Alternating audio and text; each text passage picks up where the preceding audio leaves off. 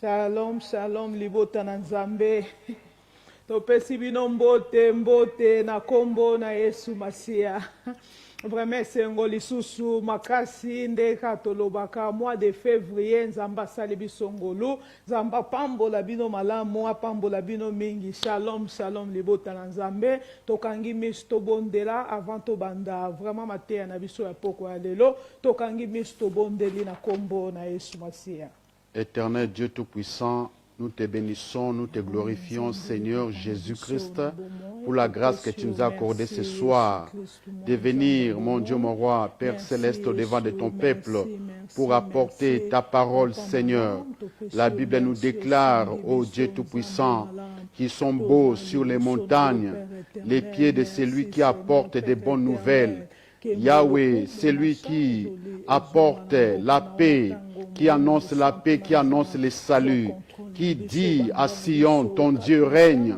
Oh Dieu, c'est pourquoi nous avons trouvé grâce ce soir, Yahweh, de ta part, d'apporter ta parole, d'apporter, mon Dieu, mon roi, la bonne nouvelle à ton peuple, afin que, Seigneur notre Dieu, qu'il soit béni, qu'il soit racheté, et que, Seigneur notre Dieu, qu'il soit encore Père Saint, mon Dieu, mon roi, ceux qui vont voir ton amour ce soir, ils sont nombreux, ton peuple, pour écouter ta parole. Laisse qu'ils soient bénis nombreux en ta présence, qu'ils soient bénis, Seigneur, à cause de cette parole que tu leur as envoyée ce soir. Que tu sois avec nous début à la fin et que tout soit pour ta gloire, Seigneur Jésus-Christ.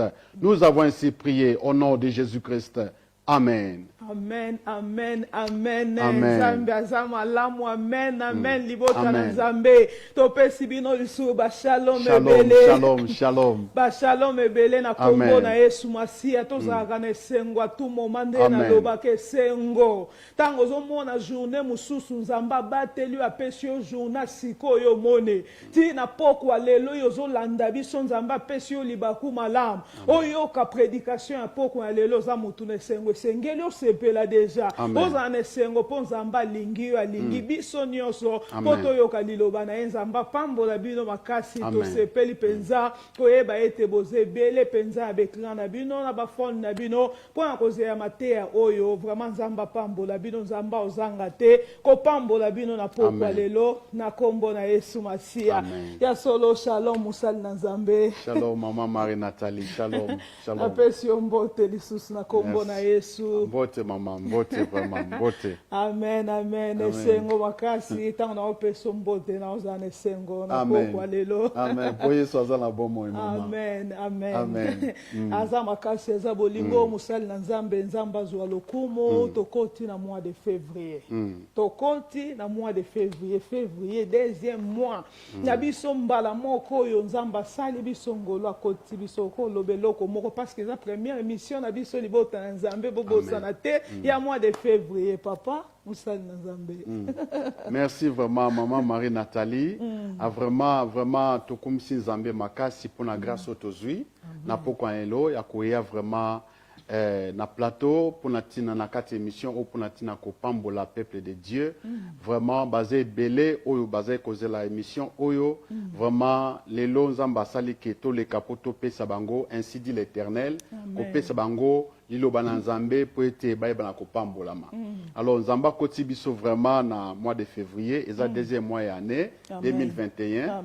Alors elo na koloba pour na tina na mois de février ce qui tozu chiffre 2 le kola février ça deuxième mois chiffre 2 ezali koloba précision. Précision.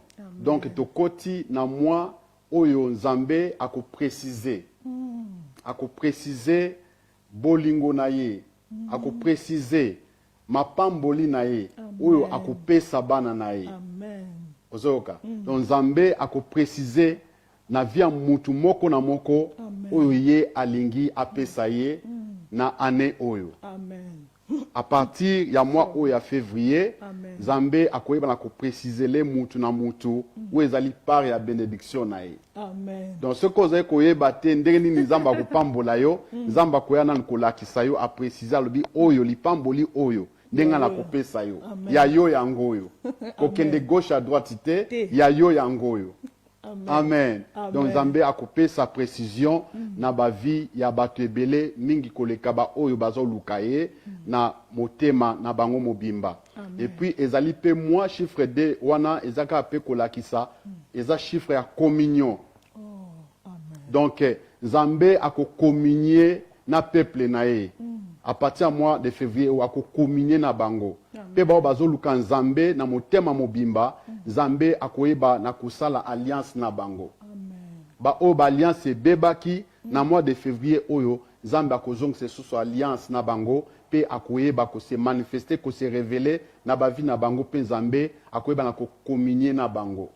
Pe Nzambe akozongisa communion na bandeko, na ba mabota, na ba famille, na l'église, na mabala. Et si ka communion e bebaki, Nzambe ako restaurer, ako zongisa communion familiale, communion fraternelle, communion na kati na l'église, communion na kati na corps du Christ, communion na ba famille, communion na musala, communion na ya bandeko, communion ya ye na batu oyo nyonso bazanga communion liboso, ako zongisa ko restaurer communion akotia communion katina mabota pe katina bana na gloire à Jésus-Christ. Amen, amen, amen. Février papa, février les sous. Alors février ezali ce totali lettre F ezoloba faveur. Amen. Donc tokoti na faveur. Nzambe Yesu Kristo oyo abandela na biso lokola je suis. Amen. Pona ane oyo ye oyo aza présent kati na ba vie na biso akotisi biso na deuxième mois de février. Yesu Kristo oyo azali je suis oyo abandeli na biso alobi ane oyo mobimba ngai Nzambe na kozala na bino naza je suis na ba vie na bino pona bino oyo boyambinga bino oyo bozolukanga naza je suis naza elongo na bino nazo batela bino bobangi loko te nazale longo na bino ndenga yebsaki Moïse je suis t'a envoyé. Donc Yesu Kristo ou azali Emmanuel azana biso ko bandane bandelia année oyo ya mois de janvier kino na mois de décembre Zambe ou aza Jésus akuzana biso. Alors na mois de février le même je suis wana ou ezali Nzambe apesa biso ba faveur na ye. Amen. Lettre F et l'accent faveur ya Nzambe. Amen. Ba faveur ya Nzambe e komonisama na ba vie na biso nyonso na vie ya bana na Nzambe na vie ya église corps du Christ. Donc tokomona faveur ya Nzambe na ba domaine nyonso na ba aspect nyonso ya vie na biso en tant que bana na Nzambe. Yangonde na koyebso maman Marie Nathalie. Gloire à Jésus-Christ. Amen, amen. Libota na Nzambe to betela na Nzambe wana maboko tozo betela mutu te me tozo betela Nzambe wana betela e maboko esiko zana ndaku zana esengo to beteli e maboko papa Nzamba pambolo précision Nzamba zwa lokumwa pambola yo ya solo eza mwa ya précision na Nzambe siko ba ko loba na omona lokola wana ezaki na bambulu eleki confusion eza lisusu te o eza moi ya précision. Ce qui omoko kacha ngoye ko comprendre déjà la précision, oza concentrer liboso na Nzambe Nzamba o préciser. Makambo ebele na kata libota no po monde précision, comment on peut faveur na Nzambe, ndengo lobi faveur Nzamba pesi o déjà faveur faveur na ezali, eze longa de longa parce que faveur na ezali. Nzambe azwa lokumu libota na Nzambe. Ya solo to bandai ko loba to lobi thème na biso central ezali, Nzambe liboso, Nzambe liboso Dieu en premier. Yenda zali liboso sous thème na biso to loba lelo tozo compléter kaka nde tozala ki na part 1 to ba ki rien ne pourra vous nuire. Lelo ezali deuxième partie rien ne pourra vous nuire. Nzambe apesi biso maloba na ekat na mkwalelo alobe loko moko te ko monisa biso passe loko moko te e ko nyoko la biso yango nde Nzamba irebisi biso na makomi na Nzambe na Luc 10:19 papa. Amen. Kombo na Yesu. Gloire à Jésus-Christ. Maman, ta onangi na tanga passage oyo Zamba pesibiso ya Luc 10:19 na ngana loba ete Zambe ako préciser volonté na ye. Ako préciser volonté na ye na vie na yo. Amen. Ako préciser volonté na ye na ministère na yo. Amen. ako préciser volonté na ye na libala na yo, ako préciser volonté na ye na kobota na yo, ako préciser volonté na ye na musala na yo, ako préciser volonté na ye na domaine nyonso ya vie na yo, yo muto lingi Nzambe, yo muto landaka Nzambe, yo muto bangaka Nzambe, yo muto osalelaka Nzambe. Nzambe ako préciser volonté na ye na vie na yo kobanda na mois oyo ya février. Donc obanga te zala na kimia, Nzambe aebi kolobela yo eza message ona tozo kota nango na mate alelo ete Nzambe ako préciser volonté na ye na vie na yo ete okumisa kombo na ye na kombo na Yesu Kristo. Alors soki to koti na Luc Luc chapitre 10 verset 19. Ngapena zozwa lingala libota na Nzambe tozwa makomi na Nzambe biso nyonso na Luc 10 chapitre 10 verset 19. Papa toko banda biso na 17 na ko tanga na lingala baye koli septande baye kozonga pe bazalaki na esengo mingi. Donc batinda bango mission epa na nkolo bazongi na mission na pona koyebisa bango bazongi na esengo mingi balobi mokonzi ata milimo mabe ezali kotosa biso pona kombo na yo. Na 18 Yesu alobi Yesu azongiseli bango na moni Satan longwe na likolo akwei na se lokola kake. Na 19 balobi boyoka abandi koyebisa bango boyoka na pesa kibino. Na pesa kibino nguya ya koniata banyoka ba scorpion pe kosilisa makasi na bango. Na pesa kibino eloko moko te ekoki kosala bino mabe. Na pesa kibino boyoka na pesa kibino nguya ya koniata banyoka ba scorpion pe kosilisa makasi nyonso eloko moko te ekoki kosala bino mabe. Boyoka na pesa kibino. Amen. Amen. Amen. Amen. Gloire à Jésus-Christ. Amen. En tout cas, maman awa ezali loba na Nzambe, Yesu Kristo ye moko nde azlaki atelemaki na baye kolina ye, abande koyebisa bango ezaki en titre de rappel. Alobi ete boyoka bososola, botala na pesi bino bokonzi. Abi, je vous ai donné, en français, ils en ont passé composé.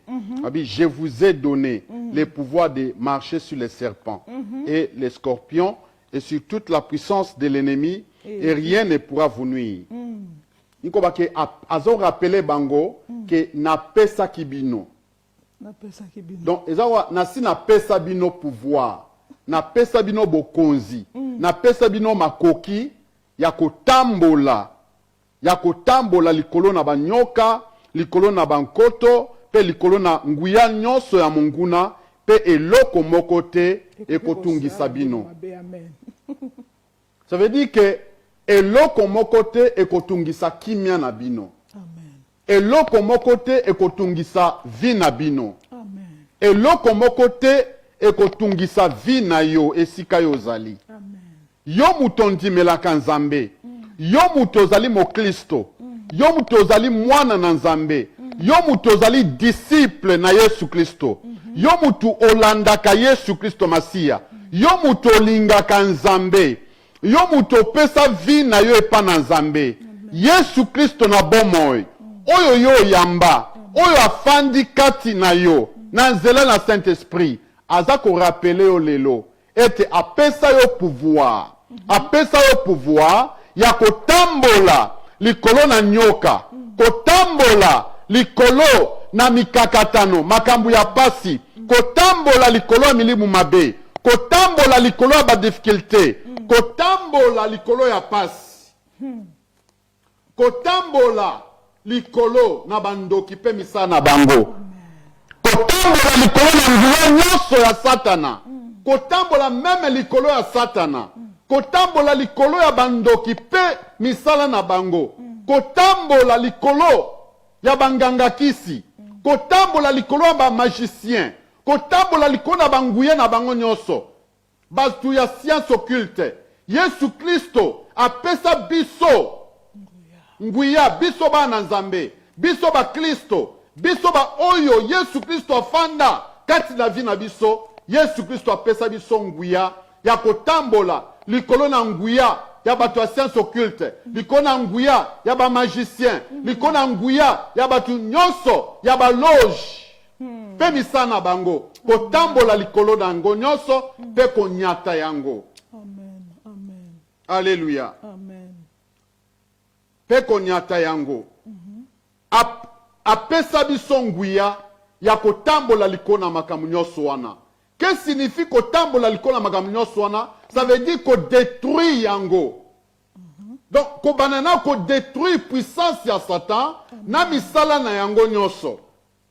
Puissance nyonso ya bato ya loge pe misala na bango nyonso ko détruire yango na kombo na Yesu Masiya. Amen. Donc Yesu Kristo azoyebisa biso na pokwa na lelo ete tozwa conscience que ye atia kati na bavi na biso nguya autorité ya kodétruire misala nyonso ya Satana pe na balie na ye na badisciple na ye. Amen. Oyo ezali badémon, oyo ezali bamagicien, oyo ezali bato ya kisi, oyo ezali bandoki, oyo ezali coutume ya bondoki. Amen. Toza na pouvoir na kombo na Yesu Kristo ya kodétruire misala nyonso wana ya mabe ya molili. Pona nini? Po ete biso totika na kimia oyo Yesu Kristo apesaki biso. Po ete biso to jouir na héritage na biso ya bana na Nzambe. To jouir na héritage ya salut. To jouir na héritage ya vie abondante. To jouir na héritage ya kimia ya esengo, ya mapamboli, ya liberté. Amen. Yango Yesu Kristo apese la biso pouvoir wana. C'est pourquoi mwana na Nzambe na pokwa na lelo oyo azwi conscience a reconnaître que aza na autorité wana, aza na pouvoir wana na kati na ye, tango azotambola na kotia Nzambe liboso, azotambola na sanctification, azotambola na kondima, azotambola na courage. Ndenge David azali na courage, azali mwana muke, mais ayaki liboso ya Goliath. Alobi yozo poussa liboso na nga na ba javelo na balance. Amen. Mais ngai nazoya liboso na yo na kombo ya Nzambe na bomoi, na kombo ya Nzambe na Israël. Alléluia. C'est pourquoi biso toyi kobanga mikakatano te, toyi kobanga bepreuve te, toyi kobanga Satana te, toyi kobanga bandoki te na misana bango. Parce que oyo aza kati na biso, la Bible dit celui qui est en moi est plus fort que celui qui est dans le monde. Amen. Bien-aimé, moi na Nzambe, mon Christ, celui qui est en toi est plus fort et plus grand que celui qui est dans ce monde. Alléluia. C'est pourquoi devant toute situation, devant toute circonstance, il faut poussana ou affronter cette situation wana, ou affronter mikakatano wana na kombo na oya zakati na yo, na kombo ya Yesu Kristo oya pesa yo elonga na ekulusu waloba tout est accompli. Alléluia. Amen. Eza kaka tango ozosalela autorité, pouvoir ya kochasser ba démon, kochasser Satan, kochasser ba situation difficile. Nde yo ko vivre elonga o Yesu Kristo azwaki na ekulusu. Yesu asa pesa biso elonga, asa pesa biso autorité. Maintenant tozo salela autorité wana, tozo benga na milieu mabe, tozo benga na milieu mabe o yaka na ba situation difficile, yaka na ba situation a pasi na ba vie na biso, tozali ko benga na milieu mabe na kombo na Yesu Masiya. Toza ko exercer autorité wana, c'est alors que tokozwa, tokomona elonga, ko se manifester na vie na biso, na kombo na Yesu Kristo bien-aimé. Amen, amen. Musali na Nzambe, Nzamba pambolo, papa, Nzamba pambolo, libota na Nzambe ya solo, sengeli nde musali na Nzamba lobi, et sengeli exerçango. Ba pesi yo déjà bénédiction yo zana, autorité moko déjà ba pesi yo David, ayeba ki papa, alobi na oko tika la kaka bongo te. Nzamba pesa ki bango déjà lobi na pesa ki bino. Muto akomi lokola rappeler bango parce que moni réponse obaye nango esengeli boloba tosali makambu boyo to bengani to sekwisi bakufita makambu boyo tosali oyo bata milimo mabe e tosi biso na kombo na yo lokwa batu mo bazalaki sirte bayebi te banani bazali to omona wana papa makambo Yesu azoloba oloba ya ba disciple aloba eske aloba message aloba na pe eloko moko te ekosala bino mabe eske eza na moto nyonso passage na no message oyo Yesu aloba eske eza na bato nyonso nde azoloba eza na genre bato nene papa maman nzamba pambola vraiment pour la question message oyo Yesu Kristo azali koyebisa bayekoli na ye ba oyo bayaki epa na ye ba oyo balandaki ye ba oyo bandimelaki ye oyo mpe baza kotambola na ye yoka Yesu Kristo aza kosadresse na biso bana na nzambe oyo toyambi Yesu Kristo lokola nkolo mpe mobikisi na biso yo mpe oyo oyambi Yesu Kristo lokola nkolo mpe mobikisi na yo maloba oyo ezali partage na yo ezali mpo na ntina na yo Yesu Kristo aza kosadresse na ntango wana na bayekoli na ye oyo abengaki mpe bango bandimaki yo Yesu Kristo azobenga yo eske ozondima eske ozoya na pokwa na lelo mpe Yesu Kristo alekisi biso awa mpona kotalisa oke aza na posa na yo oya epa na ye oyamba ye lokola nkolo mpe mobikisi na ye na yo eske okopesa vi na yo epa nzambe maloba oyo bien-aimé eza mpo na ntina ba oyo bayambaki Yesu Masiya bandimaki Yesu Kristo Masiya mpe bayaki epa na ye bandimaki kolanda Yesu Kristo na vi na bango ete azala maître absolu mpo na ntina na bavi na bango bandimaki ye lokola Seigneur mpe Sauveur na bango barekonesaki ye ete azali Seigneur na kati na bavi na bango ete azali Sauveur mpo na ntina na bango mpe bazwaki mokano bandimaki kolanda baenseignement na ye esika nyonso ye azali kokende bandimaki kolanda ye kokende na ye bisika nyonso azali kokende ezala na mbula bazali kolanda ye ezala na hiver ndenge toza na hiver sikoyo na poto ezala na hiver balandaki kaka Yesu Masiya ezala na moi makasi ezala na butu balandaki kaka Yesu Kristo eza esika moko te balobaki te tokomi na ntambo ye totika Yesu tozonga nsima Yesu atikala kuna ye moko balandaki Yesu Kristo vi na bango mobimba alors Yesu aza kosadresse na bango disciple na ye oyo bandimaki ye qui est un disciple azali oyo azali kolanda molakisi moko oyo andimi moto ke oza molakisi na ngai andimi ye na motema na ye mpe azwi mokano ya kolanda ye mpe azwi mokano ya kolanda malakisi na ye malakisi na ye mpe kotyango na misala mpe kosalela yango donc awa Yesu Kristo azolobela badisiple na ye oyo bayambaki na mitema na bango mpe bandibaki ye mpe bazwaki mokano ya kolanda ye bipai nyonso ye azokende batikaki mpe mabote na bango parce que Yesu Kristo azokende partout alors bango to bandime kolanda Yesu Masiya batikaki mabote na bango batikaki bandako na bango batikaki baoccupation na bango babi te tolanda Yesu Masiya batikaki vie ancienne na bango vie passée na bango oyo mokili mobimba eyebelaki bango batikaki yango babi te biso tondimi kolanda Yesu Masiya ndenge mpe biso lelo toye kotatola ete toyambi Yesu toyamba Yesu na bomo na biso lokola nkolo mpe mobikisi na biso Pe alobi, allez par tout le monde, faites de toutes les nations mes disciples. Biso pe ton dimi lobi, yes Seigneur. Ton dimi kosalela yo, ton dimi kolanda yo. Yango biso to se disposer na maboko na Yesu Kristo wana. Ete a utiliser biso, ete poete to panza sango malam, to yebla kote ya sango malam. Yo pe oki kosala yango. Yo oyambi Yesu Kristo. Yo oyambi Yesu Kristo olandaka ye. Donc disciple awa Yesu aze ko s'adresser na ba disciple na ye oyo bayambaki ye o bandimaki ye lokola maître na bango et puis bandimaki kolanda malakisi na ye. Amen.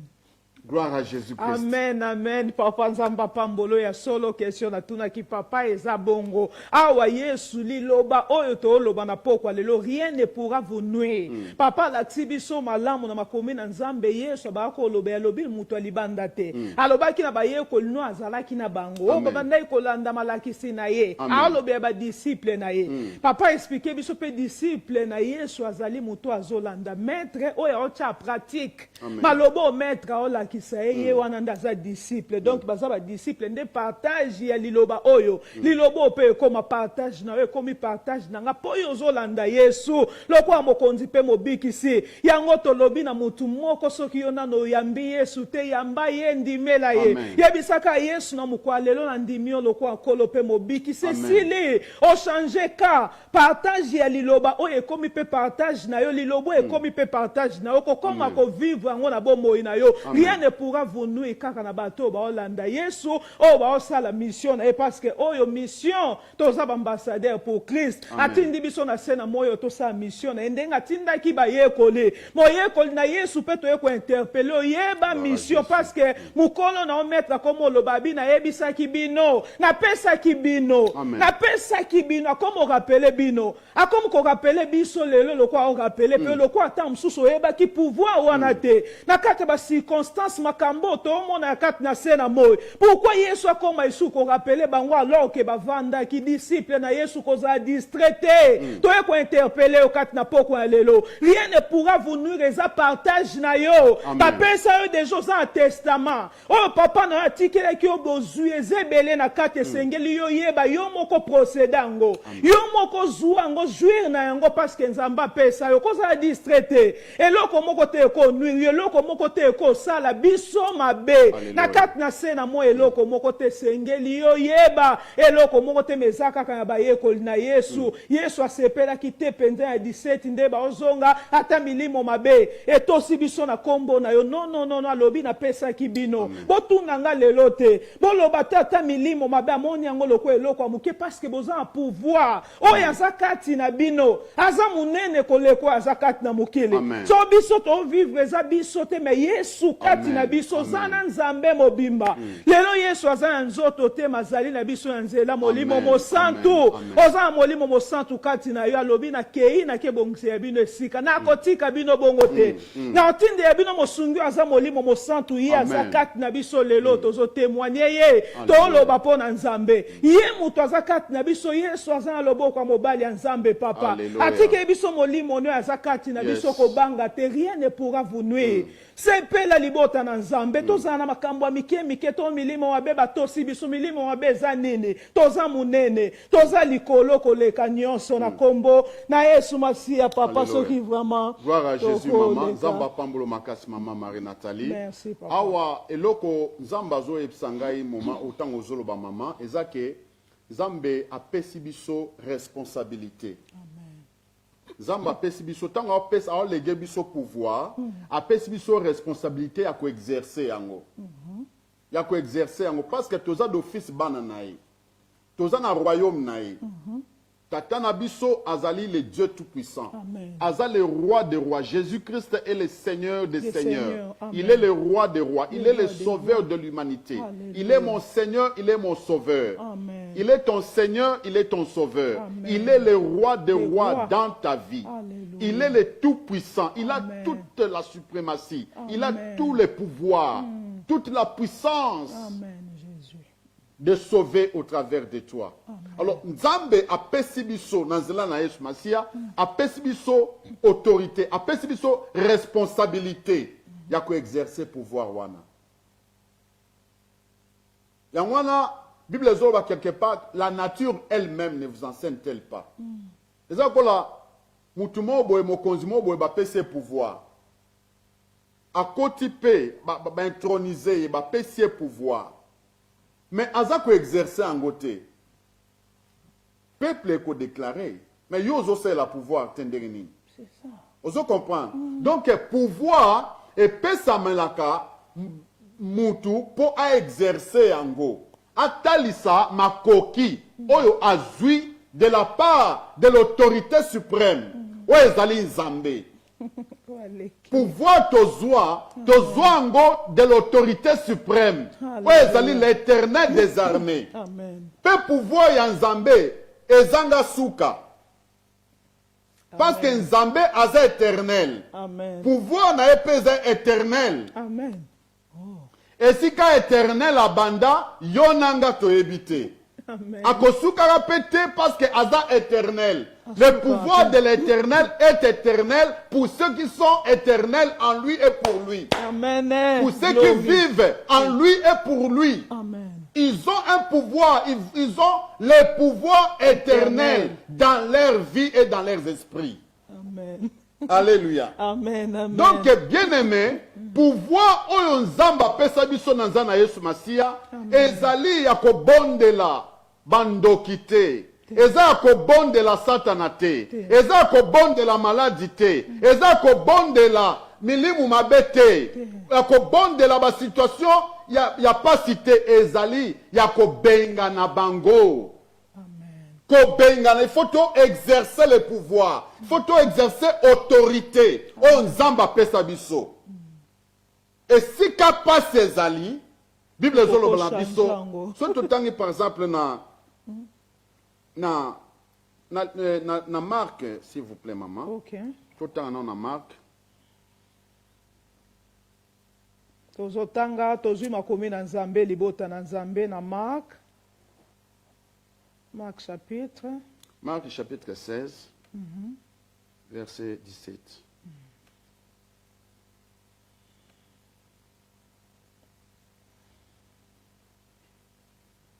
Marc chapitre 16, verset 17. Bongo bato bakondima natanga lingala, yes, mama, natanga please. yotanga en français. Yes. Bongo bato bakondima bako banda kosala makamu isi oyo bakobimisa milimo mabe na kombo na ngai bakoloba mineko ya sika. Amen. Bible za koyebisa biso soki na Matthieu muke na verset 16 babi, celui qui croira et qui sera baptisé sera sauvé. Mais celui qui ne croira pas sera condamné.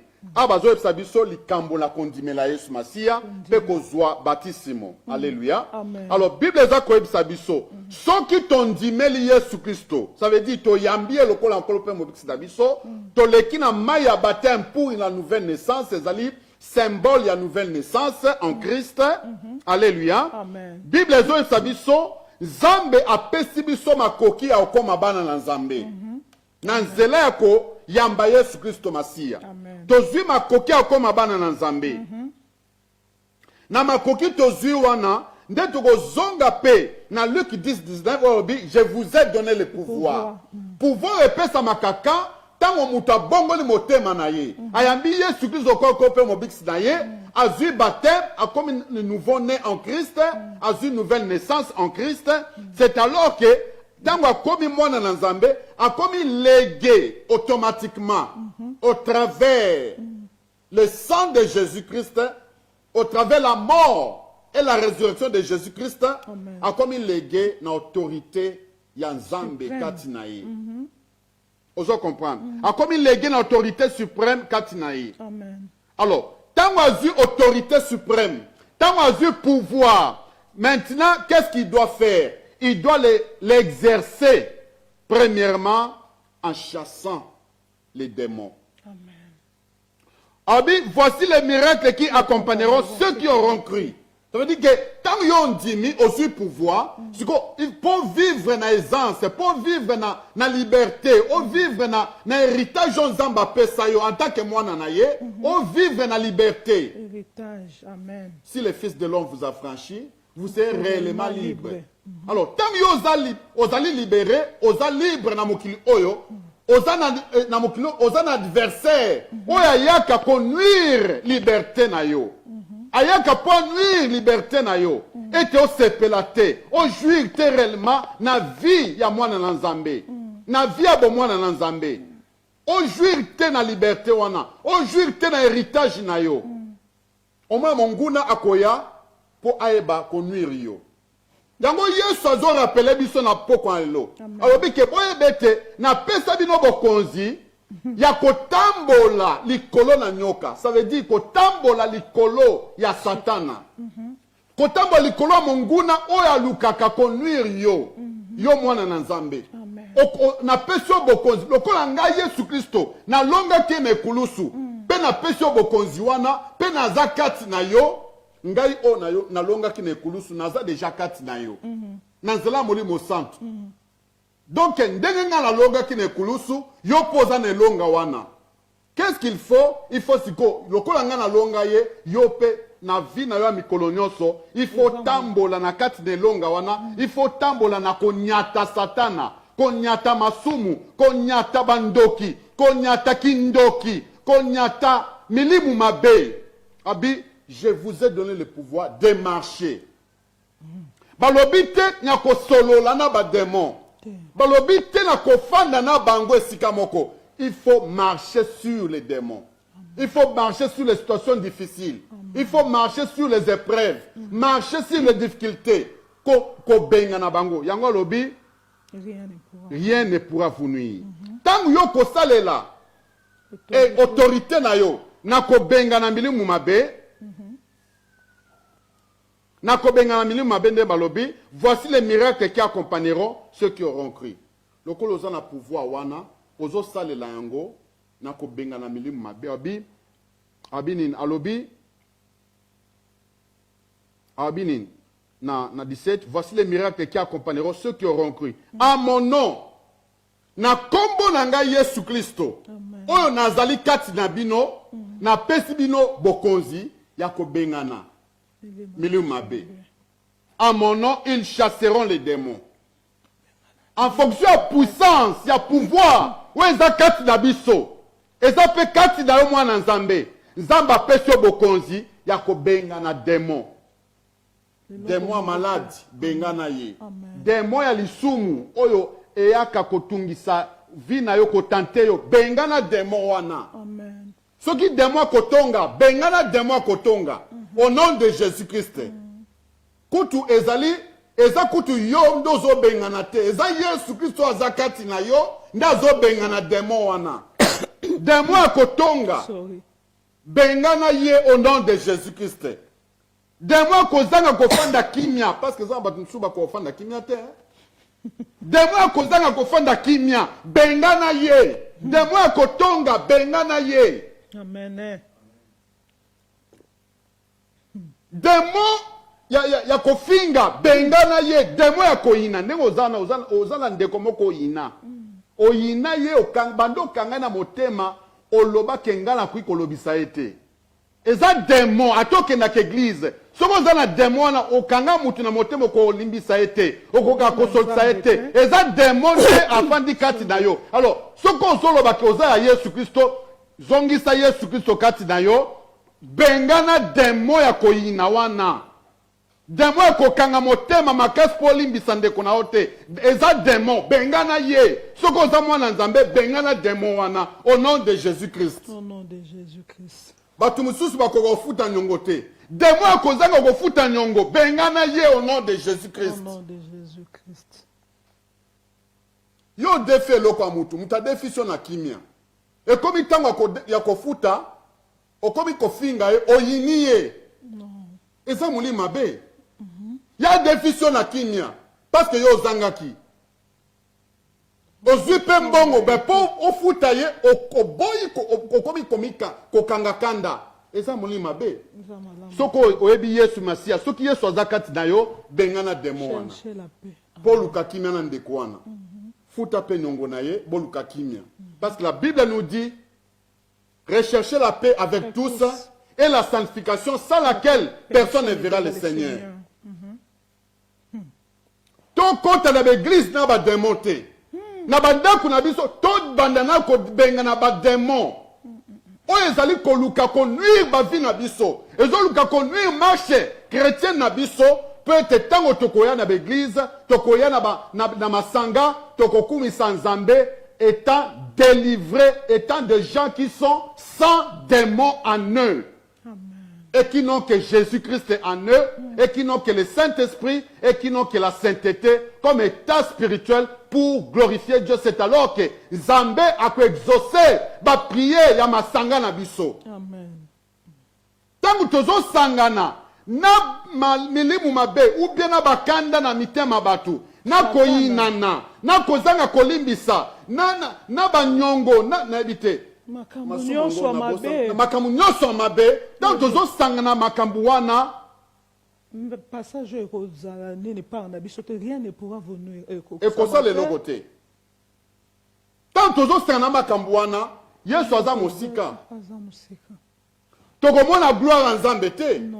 La Bible dit tous sont péchés et sont privés de la gloire de Dieu. Temu yo ozana lisumu kati na motema na yo. Ozana lisumu kati na nzoto na yo. Nano yamboli te, nano pe ozwi mokano kotika yango te. Comment toi tu viens t'assembler même avec les gens qui craignent Dieu?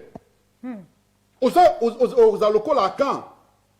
Oko bloquer même exaucement ba prière wana. Parce que akan tango azoki interdit. Aye na Israël. Ebenda kikanda nzambe ayi baganyaki mboka ayi te baganyaki te po lisanga e gagné il faut lisanga na bango mutu nyonso azo composer lisanga wana aza na état de sainteté na ya harmonie na nzambe peut-être harmonie spirituelle ou ezali sainteté est constituée force na bino pe nzambe akoya na esika wana pe akoyeba ko faire triompher bino.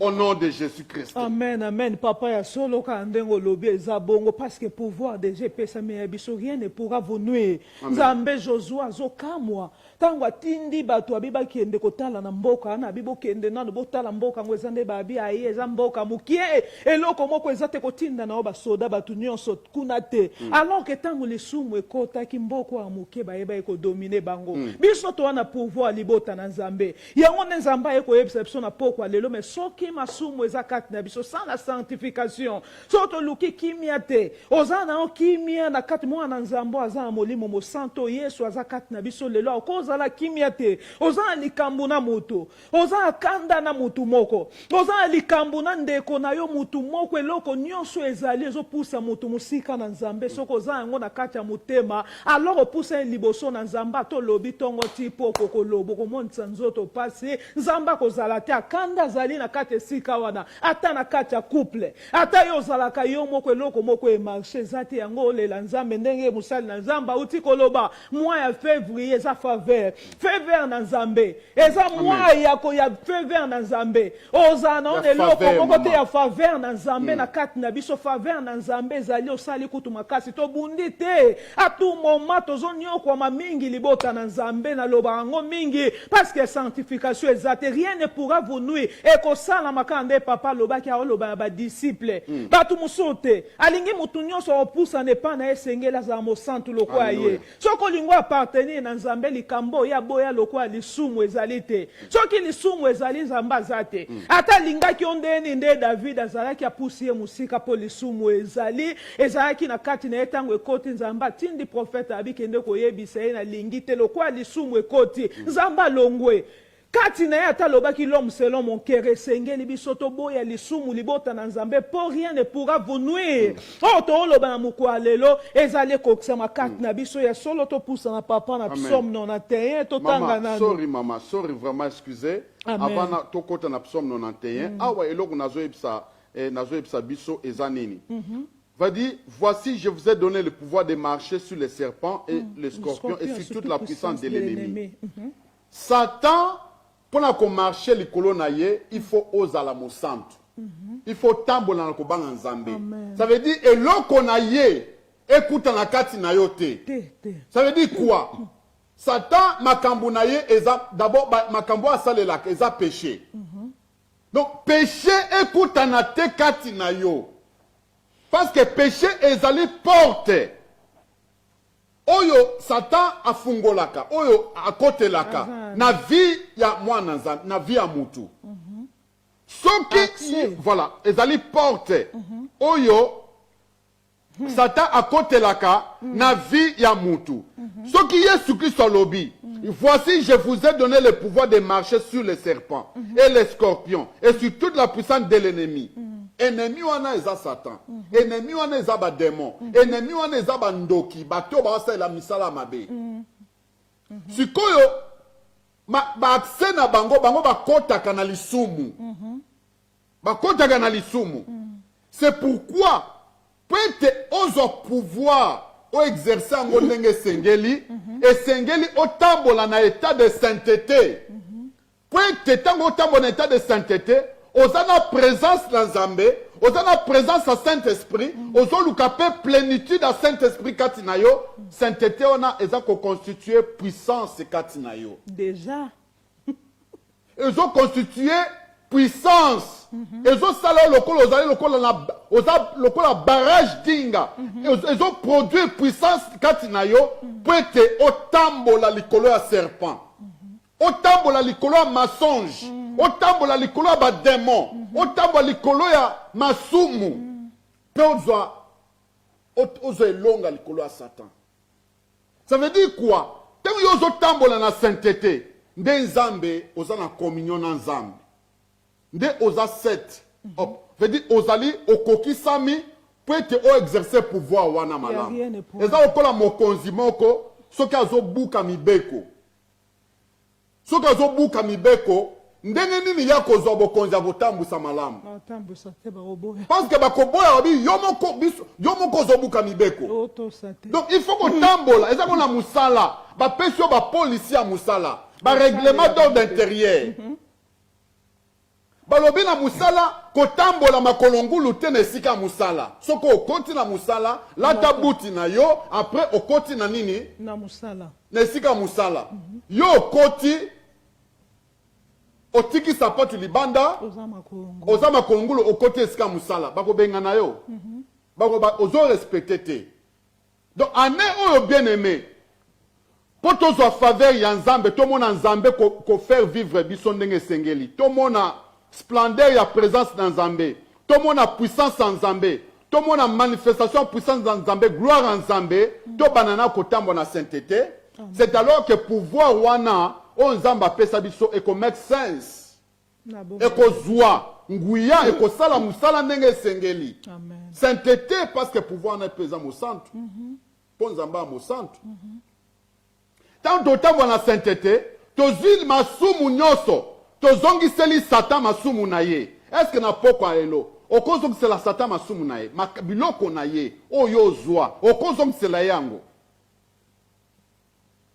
eske okoki kozongisela ye kotonga eske okozongisela ye koyina eske okozongisela ye kotiela moninga poison eske okozongisela ye yango kofinga okozongisela satan biloko na ye na pokwa na lelo yo mwana na nzambe yo mutu olobi ke olingaka nzambe oyebi nzambe okozongisela nzambe biloko ya ye eza kutu ya yo te eza ya ye biloko wana ya satan eya po ebloke vi na yo omona bokonzi na likolo te omona nkembo na nzambe te kozanga kopardone eske okozongisela satan kozanga kopardone na ye Alléluia. Amen. Alléluia. Ça veut dire que autorité oyo pour ezala exercer il faut mutu atambola na kobanga nzambe batu baloba ke non kotambola kobanga nzambe ezali pasi non eza Saint-Esprit soko o invité Saint-Esprit atambwisa yo otiki Saint-Esprit atambwisa yo nde Saint-Esprit akotambwisa yo Bible ezoloba ke marchez selon l'esprit et vous n'accomplirez pas les désirs de la chair. Saint-Esprit. Problème na yo eza ke mitika nde Saint-Esprit atambwisa yo akokisa posa na nzambe na vie na yo. Amen. Eza makasi note. Koluka kosala mokano na yo moko te luka Saint-Esprit kati na yo akokisa mokano na nzambe na vie na yo po mona elonga. Donc nazolobela likambo mama Marie Nathalie mutu ose la puissance autorité il faut azala ndenge nini il faut azala mosantu il faut abanga nzambe il faut azwa masumu oyo eza biloko ya satan azongisela ye po ete ntango satan koya kobundisa ye yaloba donc je n'ai rien de toi en moi je n'ai rien de toi en moi baporte ya ndako no nyonso ekangami okomi na sécurité na nzambe parce que tant Satan akoya pona a déranger aluka anuire yo okoyebisa Satan ke eloko na moko te eza kati danga naza na lisumu na yo te kati danga naza na eloko na yo moko te kati danga alors quitte là au nom de Jésus peut pouvoir oui ça là oko utiliser pouvoir ndenge sengeli okobenga na Satan na ba démon même bandoki balukaka esika mutu akweya pour bazwesika pour ba profiter mais ce qu'on kangi ba porte nyonso masumu o kangi ba porte nyonso ya vida yo de façon que masumu ekotate et bandeli ya elonga ya pouvoir onzamba pesa yo yango wana gloire à Jésus. Amen, amen. Zamba zalokumu penza zamba memibiso na sanctification lisusu libota na Nzambe rien ne pourra vous nuire tozongi saka makamu na Nzambe simate. Pourquoi Nzamba eko beta lisusu sete na mukwalelo rien ne pourra vous nuire banjo lobela biso sur la sanctification. To mona église primitive banda iko longa parce que bazala ki ko tambula ko banga Nzambe. Bazala ki saint ko tambusa mande Nzamba lingi. Ko seza ki te bat banda ko banga Nzambo ko si boyote ki atanania na safira. Ko banga Nzambe zala ki yango pouvoir weza ki kat na bango mutu pa zoloba likambo salame. Atape yo lobite. Mais pouvoir ezakat na église lelo libota Nzambe s'affaiblit et loko e faibli libota na Nzambe zaka lisumu libota na Nzambe. Ozana nyongo ya mutu moko ezali tru moko ezali o ya omona accès moko tikeli e pakota. Okangi ndaku nyonso sika moko eza polele ato lobi ndeni bakota ka bazosakana baobeta bango ba site siko porte wane kangamite. Baosakana bana Nzamba loke toza pouvoir Nzamba eko interpeller biso. Pour pouvoir ezali exercer na kat na biso rien ne pourra vous nuire esengeli sanctification. Eza kat na biso libota Nzambe nde biso tokomona Nzambe makambo nyonso Yesu alobaki na bato libanda ta oloba ba yekoli na esengeli to banga Nzambe to Nzambe liboso to za makasi Nzamba lingi biso to kende vina biso gloire à gloire to zonga simate mais sanctification manque na yango koma mwana Nzambe yoza ennemi na muto za na okimia oko servir Nzambe vomena na sana nga likambo moko likambo eloko moko esalo passe ezate des années na kata lisumu na kata kobo na kata ko ina na makambo ebele muto aza kimia to omona Nzambe te ato simbi Biblia munena to si makambo balobi nanga Nzambe pazali wana ta olo bakuta to offrande ato pesi dime mais soki na lotiki lisumu te dime no eza na tina te eloko te loba votia kuta offrande soki yokanisi oza likambo offrande wana eza pe lokwa dime lokwa dime papa na oloba dime yango wana alobi tika na yo tika na mais otiki na lisumu te babi rien ne pourra vous nuire awa pour rien nuire yo te il faut ozala en dehors ya péché. Il faut en dehors ya péché. Ça veut dire que qu'il n'y ait pas le péché comme porte d'accès du diable dans ta vie. Amen. Si on se sépare d'un péché, aux autres temps la sainteté, aux autres temps la sanctification, c'est alors que Nzamba ozana kanayo, ozana présence en Nzambe, présence à Jésus Christ. Il y a plénitude de Saint-Esprit ko tonda kati nayo, c'est alors que okoeba ko exercer pouvoir nayo sur Satan, sur maladie, sur l'échec, oko exercer oko benga na Satan, oko benga na badémon, oko benga na masumu, oko benga na puissance bandoki, oko benga na même bandoki pe bango moko. Bakotosa. Sorry papa na ingina loba na eloko moko na bi ata Joseph to mona ya kata ya Bible na linga histoire wana me. Ba loba te sika moko ndenge zali bo ajena ki asali boko banga Nzambe. Abako loba mwasa Potifar abi na oko sala oyo te. Nzamba lingi te na oko sala te. Yango wana ndezali interdit libota na Nzambe si ki interdit na jardin d'Eden tozongela kango Nzamba pesi mutu nyonso metango lisumu a désobéir et pas na Nzamba sali Nzamba linga kite Nzamba sai nini abengani bango bakimi musika na jardin Nzamba bengani bango ba passe komi mwasa ko bota pasi liboso ezaki boete o nyonso Nzamba sai ki ezaki malamu Satan azalaki na ete tango batu bakotisi kaka Satan a désobéir na mungongo wa Nzambe yango to obeta sete to mona pasi te Joseph esika moto babi la porte ezofongwa bataba ko bundisa yo Nzamba ko telemela yo ata yo bondeli na ntolobi te tongo eko kande yo prepara ka food pona bana na yo autorité on ezali Nzambe déjà pesa biso ko mwa makambo esama izi mwa faveur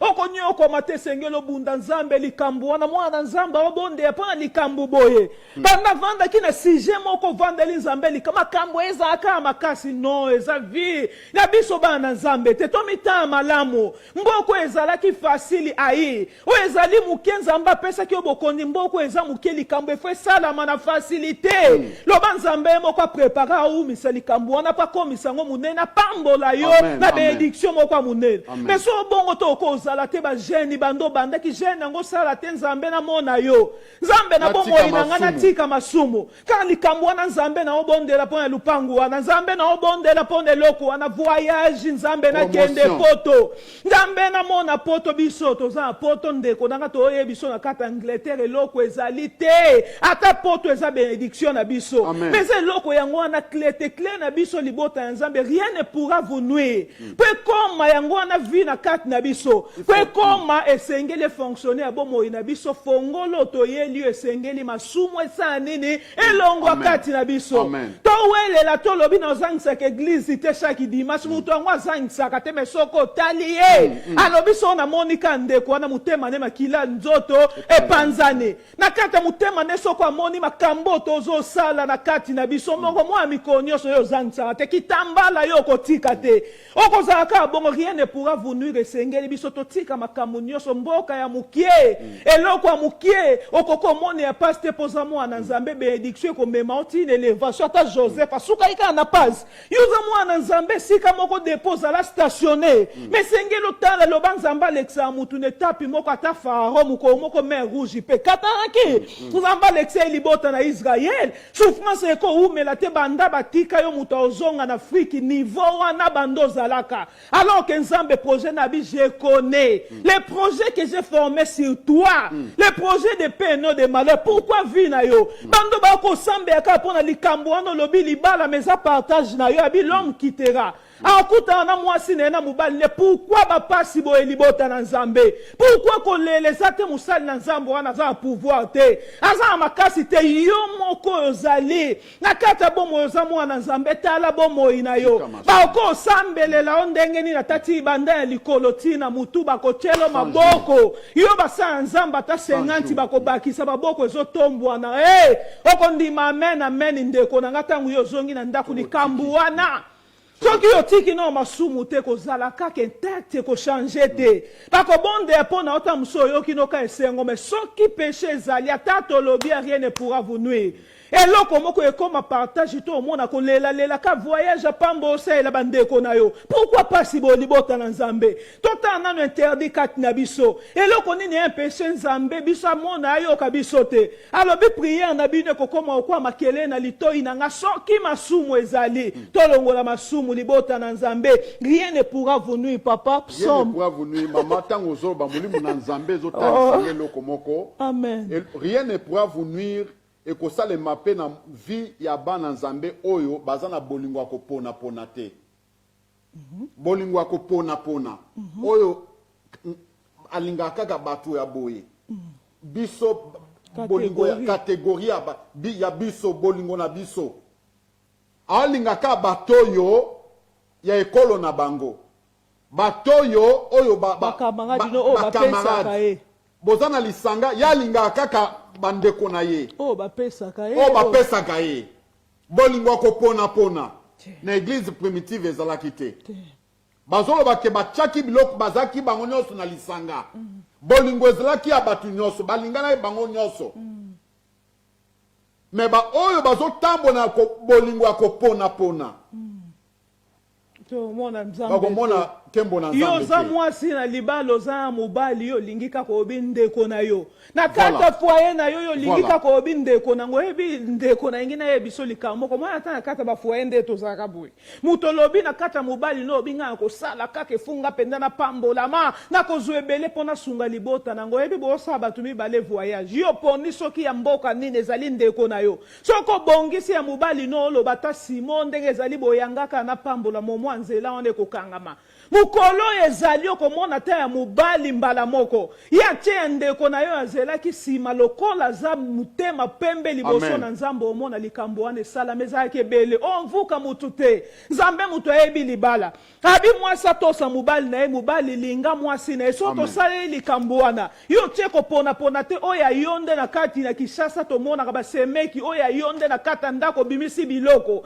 ya mobali soki bayobe ya mwasi obi biloko ezali te kopona to bomdeli mama na kata ndako ndeko mobali ayende kwa mwasi yo na kitambalo zo tutuka ba prière ebele misala mukie yango wana kopona pona nzamba yebiso tozali nango na kata ya église na kata mabota na biso na vie na biso ya musala nzamba otusho ya lobi pambola muto na musala promotion na yazwa me yo mona bongo obi na lingaka ete na ko prouver yo menzamba ko lakisa yo akolongola ta yo pa pesa kaka pouvoir pa mutu wana na kata musala paska zali nzambe libota na nzambe to keba to tambusama ya kobanga nzambe siko pona bato ba otambula ya kobanga nzambe papa psaume 91 to kota na psaume 91 na ba o ba oto sa nzambe sanctification ezali partage na bango to zwa psaume 91 mo mukie. Donc, Nzamba Zolukumu, Maman Marie Nathalie, Nzamba Pambola yo Makasi, vraiment, Nzamba Zolukumu, Psaume 91, Maman, Okiko Tanga, s'il vous plaît. Rien, Jésus-Christ Azoloba, rien ne pourra nous nuire. Rien ne pourra vous nuire, bien-aimé.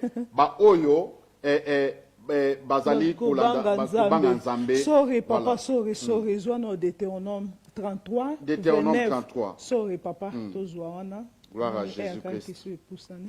Deutéronome 33, verset 29. Gloire à Jésus-Christ. Deutéronome chapitre 33, verset 29. Sorry. Gloire à Jésus. Totangi Lubalanzambe. Bible que tu es heureux, Israël, qui est comme toi, un peuple sauvé par l'Éternel, les boucliers de ton secours et l'épée de ta gloire.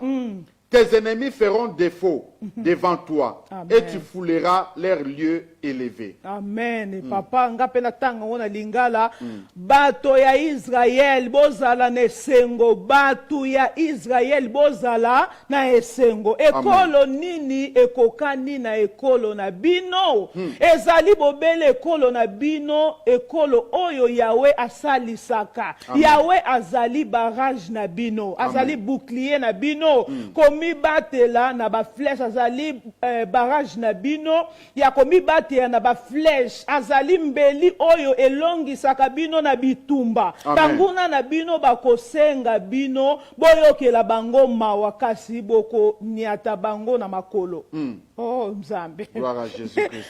Bato ya Israël bozala na esengo libota na nzambe batu na Israël nde papa lobi libota na nzambe eza batu nyonso te libota na nzambe bato na Israël ba préciser na makomi na nzambe bato ya Israël bazala na esengo kama makambo papa uti koloba ya sanctification bato bazali mise à part pour na nzambe bato ba otosa nzambe otambwa na sainteté ba otambula sanctification baza ko appartenir na nzambe. Amen papa yo loba maman bato bazali choisi par Dieu. O bayambi Yesu Masia. O bazo tambwa na sainteté.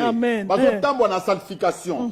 Bazo bonde la nzambe. Natika masumu. Natika koina. Bato bazali mise à part pour Dieu. Bato bazana état ya sainteté. Alléluia. Bato balukana ma pambolité en premier. Na balukana nu état ya nzambe en premier. Amen. Balukana nu ba sepelisa nzambe basala mokano na nzambe pe ba honorer nzambe en premier. Dans la Bible zoloba na Jean 9:31. Nous savons que Dieu n'exauce pas les pécheurs, mais si quelqu'un l'honore et fait sa volonté, c'est celui-là qui l'exauce. Amen, amen. Donc nzambe a exaucé kaka mutu oyo azali kosa la volonté na ye pe aza ko honorer ye. Ndeni na kosa la volonté nzambe et zali na ko mettre en pratique lo banzambe ko tambola ko tosa ye. Bato ya Israël boza na esengo. Donc batu wana bana nzambe o batambwa na sainteté. Bana nzambe o batambwa na sainteté o bazali baza mise à part pour Dieu et pour la gloire de Dieu, pour le service de Dieu. Amen. De baza na esengo. Ekolo nini ekokani na ekolo na bino. Les rachetés de Dieu. Amen. Ekolo moko te na se na moi. Ekokani na ekolo ya nzambe. Hallelujah. Na ekolo ya bana na nzambe. Amen. Oba bengama les célestes. Bana ya royaume des cieux. Bana na nzambe bien-aimé. Ekolo nini oyo biso na bino tozali. Alléluia. Ba oyo batie à côté posa ya mokili. Batie à côté les interdits. Batie à côté masumu. Bakabwani na masumu pe na satana. Bakabwani na bakoutume. Bakabwani na impureté à mokili oyo. Amen. Baba tambola na siècle présenté. Na ba désir à siècle présenté. Amen. Ba wana bazali peuple oyo esengeli oyo bazali heureux na miso na Nzambe. ekolo nini ekokani na ekolo Ekolo na bino moko te na se na moi Ekokani. ekokani na ekolo na Nzambe oyo biso tozali. amen ezali bobele ekolo na bino ekolo oyo yawe asalisaka eza bobele ekolo na bino Voilà. nde yawe asalisaka ezali bobele ekolo na bino Voilà. ekolo na yo ekolo na nga nde Amen. yawe Amen. asalisaka Ekolo ya lola mama.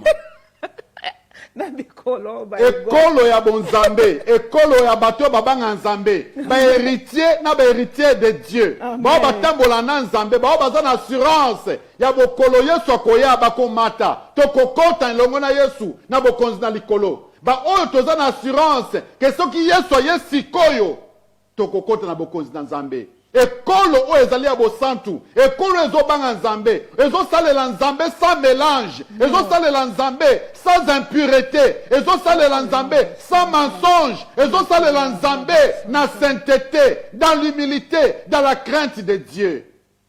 Ekolo wana Nde ndeza na Yawe assurance, asalisaka. ndeza na assurance ya sali, nde pe Nzambe asalisaka na mokili Jésus. oyo, pe alakisaka nguya na ye na nzela na bango, pe na kati na vi na bango. amen amen eza ekolo wana nde nzambe asalisaka ekolo oyo bato baza mise à part ekolo oyo batie nzambe liboso Amen. ekolo oyo batosaka nzambe Amen. bato oyo bazali badisiple oyo papa ntangi eleki Alleluia. biso liboso bato baolanda maître na bango baotia pratique makambo maître Alleluia. azoloba Amen. bazosala mpe bazotosa makambo maître aoloba ekolo Amen. wana nde yawe asalisaka Ekolo oyo mama Marie Nathalie, ekolo oyo peuple na yango bakombo na bango ne toza boye ekomama na buku na bomoi. Alléluia. Ekomama na buku na bomoi bien aimé. Amen. Est-ce que oza na assurance ete kombo na yo ekomama na buku na bomoi Amen. mukolo Yesu akoya yo na ngai tokota na kembo na Nzambe. amen ekolo wana nde yawe asalisaka baoloba yawe ezali éternel éternel na français yawe azali barrage aza barrière na bino ya komibatela na baflèche yawe azali barrage na bino ya komibatela na Amen. baflèche Donc Yahweh Nzambe oyo akela mokili mobimba oyo aleki na nguya nyonso oyo aza na makoki nyonso kombo na ye Yesu ayaki na mokili alati nzoto kombo na ye Yesu Masiya Alleluia. yango alongaki Satana aza barrage aza barrage na biso azali protection na biso aza sécurité na biso azali aisance na biso azali longévité na biso aza musala oyo tosala ye nde aza mobateli na biso aza mpe mobateli na yo bien aimé. amen Yo muto ndimelaka Nzambe yawe waleki na nguya nyonso aza mobateli na yo na ngai okobanga eloko te Te. ata olali ata baflèche baza kotindika yango de part et d'autre baflèche wana ekokomela yo te ekokoma mpe na mboka ozali te ekokoma mpe na area yo ozali te na quartier ozali te parce que yawe Nzambe aza barrage na mboka place yo ozali ya ndaku na yo abomba yo abatelaka yo aza protection na yo protection na bien okobanga eloko te amen amen papa aza mpe refuge Aza libota na refuge. nzambe Aza refuge forteresse na biso. forteresse aza refuge ezaka esika ebombanelo na yo eza Nzambe amen yo amen mutu oyo olingaka Nzambe olingaka nzambe ekolo nzambe aponi ekolo oyo yo moto olingaka nzambe nzambe azali refuge na biso Alleluia. refuge ezali esika oyo moto akimaka Voilà. esika oyo moto ayaka kobombana Kobatama. ntango baolanda ye Kobatela. oyo baomenase ye ezali Voilà. ayaka na refuge yango moko totika mpo makambo abombama. mabe ya mokili toya epa na Yesu Kristo église soki oye na kati na famille ya bana Nzambe famille chrétienne oyambi Yesu Kristo ko kolo mpe mobikisi na yo ozwi décision ya kolanda Yesu Kristo Masiya yebake okoti kati na royaume des cieux okoti kati na royaume ya bana na Nzambe okoti kati na sécurité éternelle okoti kati na repos éternel okoti kati na vie éternelle okoti kati na vie assurance oyo esengeli okomi kozala protégé okomi kozala kobatelama na Nzambe. Amen. Alléluia. Éternel azali barrage na bino ya komibatela na baflèche azali éternel wana Voilà. azali mbeli oyo elongisaka bino na bitumba Voilà. aza mbeli Voilà. aza mbeli na mbeli wana bitumba ça veut dire maloba na ye oyo apesi biso Amen. tant tozali kosalela yango ezokata ezokata banguna na biso, ezokata ezobebisa bakomplot na bango, ezokata misala na bango nyonso, mpenzi yawe nzambe azolongisa biso. Amen, amen. Maloba na ye oyo tozali koutilize eza kokata ba-13 enflammés du diable, eza kokata maloba, eza kobebisa maloba nyonso ya banguna na biso, ezobebisa maloba makambo mabongisi nyonso ya bademon contre biso. Amen. ezobebisa yango mpe biso tozo triompher, tozotikala plus que vainqueur. Plus que vainqueur aza mbeli ndeko na nga na kati na se na moi oyo siko mbeli wana kozwa wape sengelo za lekolo nzambe aponi ekolo etosaka nzambe okozwa mbeli wape sengeli mbeli ya wazali lokola mbeli na yo na kati na bitumba libota na nzambe mbeli okozwa wapi na bitumba soki liloba na nzambe te soki ya wazali na par na yo te soki ya wazali na kati na yo taza na ngambu na yo te ndeko na nge kozala kaka esheki ya zali mbeli na kati na bitumba na kati ya makambo nyonso bitumba bafleo na kati na se na moi mupepo tozomona ezoya bamaladi makambo ebele na kati na se na moi bapasi mikakatano kozanga yawe azali mbeli ata yo olali okobanga eloko te paske mbeli azokata azobunda eloko olala na kimia. Donc po Yesu Kristo alongisa yo bien aimé po olonga ane oyo po olonga il faut que Yesu Kristo azala na kana yo. Il faut yoza na kana nzambe ozala na Yesu Masia pete oza na kati na famille oza na libota ya nzambe oyo nzambe alongisaka bana na ye pe abundelaka bana na ye. Abundelaka bana ya zambeli. Yesu Kristo akotelema lokola mbeli kokata mitu ya babundisi na yo. Amen. Donc mutu nyonso o atelemi babundisa yo ane oyo kobanda mukona lelo yawe nzambe na yo alobi na bango ete azali mbeli na yo pona kokata mitu na bango nyonso ata aza na place nini ata aza na mboka nini azala na sa mabele azala na zamba azala na se ya mai azala na mipepe azala na esobe soki kaka telemi kaza abengami enemi na yo nzambe akosilana na ye nzambe akokata mutu na ye au nom de Jésus-Christ pe okofanda kimia okofanda kimia nelonga na nzambe okotriomphe okokumisa nzambe. Amen. Libota na nzambe komitungisa makate eza yote. Amen. Eza yote ndoko bunde eza yote ndoko telema me yawe alobi soki nga na vivre si je vis c'est plus moi qui vis c'est Christ qui vit en moi. Yesu azakati na yo ndazobunda zambeli pona yo na kati na bitumba ya kolongisa yo na suka balobi eta kolongisa bino banguna na bino bakosenga bino boyokela bango mawa kasi boko niata bango na makolo banguna ya bino bakosenga boyokela bango mawa kasi bino yo okoniata bango na makolo ngai na koniata bango bazana sia makolo na biso po Yesu alonga ki Psaume 91 papa. Amen. Alors par exemple si on atangi na verset 5 obi tu ne craindras ni les terreurs de la nuit, ni la flèche qui vole de jour, ni la peste qui marche dans les ténèbres, ni la contagion qui frappe en plein midi. Contagion, par exemple, corona, ou papa, maman, ils ont contagion. Mais Nzamba lobi, lokola ozaya ye, yoko banga corona te. Okobanga yango te. Nzambe mutawe bisayo. Abi okobanga yango te. Que 1000 tombent à ton côté et 10 000 à ta droite, tu ne seras pas atteint. Okobela yangote et yaki pepo na yote. Loba corona yaki pona ngai te. Parce que nzamba lobi okobanga yangote, okobanga contagion yangote. Parce que aza kobatela yo, yo mwana na nzambe, azo batela biso. Abi ebele bakokweya na loboko na mobali. Ebele bakokweya na loboko na mwasi yo okozala atteinte. Malade ekokutana ekokoma na ndaku na yo te. Malade ekokoma esika yo ozali te. Malade ekosimba pe yo te. Tu ne seras pas atteint. Okozala atteinte na maladie au nom de Jésus-Christ.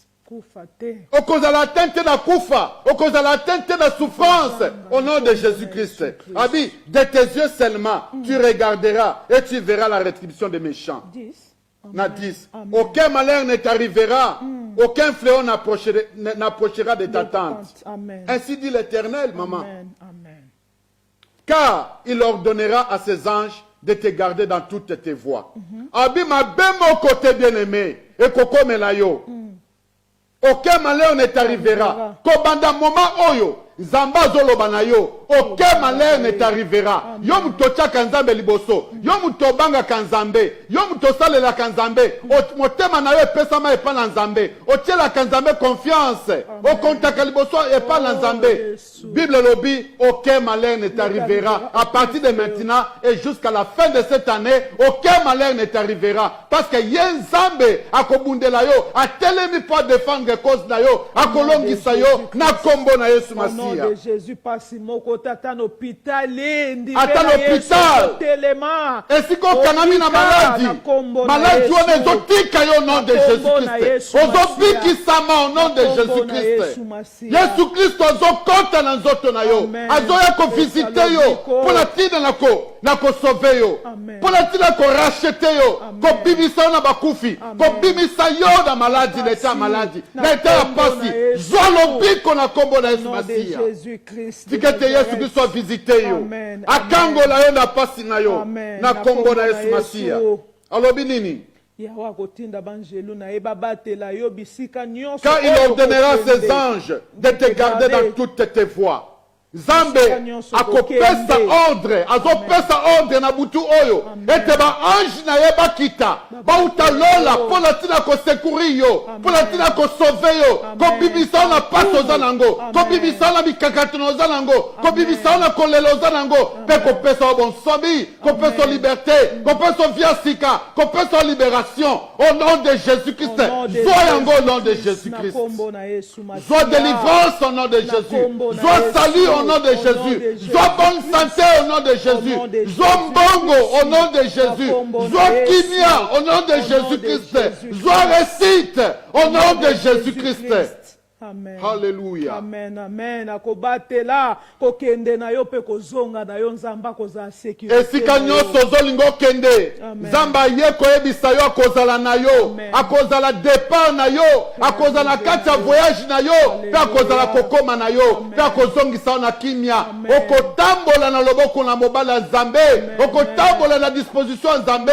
Nzamba ko visiter yo. Nzamba ko veiller likolo na yo. Pe loko moko te ekonduire voyage na yo. Et loko moko te amabe ekokomela yo parce que Nzambe akolongisa yo asimbio na loboko na ye kobange loko toza molongi na kombo na Yesu Kristo. Okobanga balobi na 14e Yahweh alobi na kobikisa moto oyo alandaka ngai. Lokola yo ndimela Yesu Masiya. Lokola yo bangaka Nzambe. Lokola yo landaka Nzambe. Ata mutu atiki yo Nzambe akozongisa mutu wana pona tina na yo. Nzambe aza le restaurateur de brèches, aza le restaurateur de famille, aza le restaurateur de vie. Akoyeba na kozongisa bomo na yo, libala na yo, ndaku na yo, libota na yo, sika. Amen. Nzambe akosunga yo bien-aimé. Amen, amen. Nzamba kosunga yo libota na Nzambe, Nzamba kobikisa moto ya landaka ya ko. Yo muto landaka Nzambe. Yo mutu na motema na yo. Ata ba comprendre te. Pas oza nango. Ata ba comprendre te kondima na yo. Mais Nzambe akobikisa yo. Akolongisa yo. Yo muto landaka Nzambe. Yo muto ndibelaka Nzambe. Zala na kondima. Zala makasi. Telema. Talela Yesu Masiya, tala liboso, banda kondimela Nzambe, Nzambe azali makasi na yo, Yesu Kristo azali likia na yo, Yesu Kristo azali longa na yo, Yesu Kristo azali force na yo. Na kombo na Yesu Masiya. Force na yo mesilite. Yesu Kristo daza force vie na yo. Okolonga, elonga na Nzambe epesa mela yo. Nakopesa yo bo moimula inga moko na kobikisa yo. Okokufa te au nom de Jésus. Nzambe Yesu Kristo aza vie na yo. Malade ezali na nguya liko na yo te. Malade sili na pokwa lelo. Parce que sili au nom de Jésus. Nzamba pesio vie asika. Azali longévité na yo. Soyango au nom de Jésus-Christ de Nazareth. Amen, amen. Papa Nzamba pambolo, pambolo to bondeli papa à travers parole. Alléluia. Yahweh Nzambe, yo kobikisa peuple na yo sikoyo. Yesu Kristo olobi baloba na yo kokisa masikoyo. Na vie nyonso ya bana na yo. Pesa bango vie asika, pesa bango vie mulai, pesa bango kimia, pesa guérison, pesa salut, pesa bonne santé, pesa réussite, pesa elonga, pesa Père éternel protection, pesa guérison, pesa kobota malamu, pesa libala malamu, pesa nzambe, elonga nzambe, bada na yo ba vivre yo, na bomo na bango, ba limitation elongwa, limite elongwa na ba vie na bango, tikete salut na yo, esala musala, bada siko na vie na bango, na kombo na Kristo, yawe kembo na emonisama, na vie na bana na yo, na église corps du Christ, ya basali na yo, na ba foyer na bango, na mabota nyonso, ya bana na yo bandimelaka yo, balandaka yo, bikisa bango, pe batela bango, bundela bango, sunga bango, na kombo na Kristo, to bondeli bongo, elonga, lokumu, masanzoli, ezonga epana yo, kembo na emonisama, la vie moko na moko, na kombo na Kristo Masia. Merci Seigneur Jésus-Christ. Alléluia. Amen, amen, amen. Que Dieu vous bénisse. Soyez bénis, soyez bénis, soyez bénis. Au nom de Jésus-Christ.